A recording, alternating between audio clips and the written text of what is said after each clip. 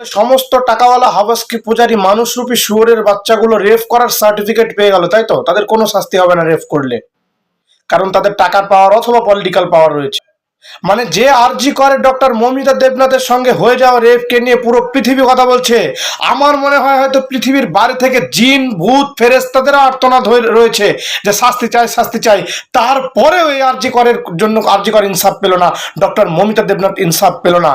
কি মনে হয় ভবিষ্যতে যারা রেপ করবে তারা রেপ করতে ভয় করবে? তাদের হাতে ইনভিজিবল সার্টিফিকেট ধরিয়ে দেওয়া হলো। এক্ষুনি আপনি মুখ্যমন্ত্রী অথবা প্রধানমন্ত্রী অথবা পলিটিক্যাল কোনো নেতাকে গালাগাল করুন, ভিডিও করুন, ছাড়ুন। ভাইরাল যদি হয় আমি 100% গ্যারান্টি দিচ্ছি আপনাকে ধরতে, আপনাকে জেলে ভরতে, আপনাকে শাস্তি দিতে মিনিট লাগবে না, মিনিট। আর দিনের পর দিন সপ্তাহের পর সপ্তাহ কেটে যায়, তাও এই আরজি কর ইনসাফ পায় না। আর কি পাবে মনে হয়? জাস্ট অ্যারেস্ট করে শোকেসের মধ্যে সাজিয়ে রেখে দেওয়ার মতো রেখে দিয়েছে।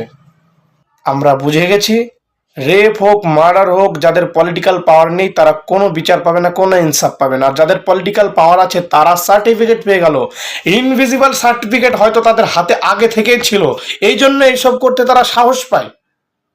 আর এখন আরো সাহস পেয়ে যাবে, কারণ তাদের তো ইনভিজিবল সার্টিফিকেট আছেই।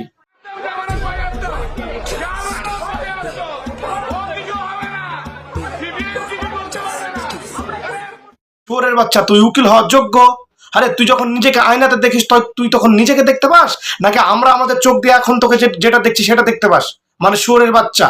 আরে তোর ঘরে মেয়ে আছে কিনা জানি না, যদি থাকে সেই মেয়ের সঙ্গে যদি এরকম হয়, অথবা তোর পারিবারিক কোনো মেয়ের সঙ্গে যদি এরকম হয়, তখনও কি তুই সেই রেপিস্টকে ডিফেন্স করে রেপিস্টের সাপোর্টে গীত গাইবি?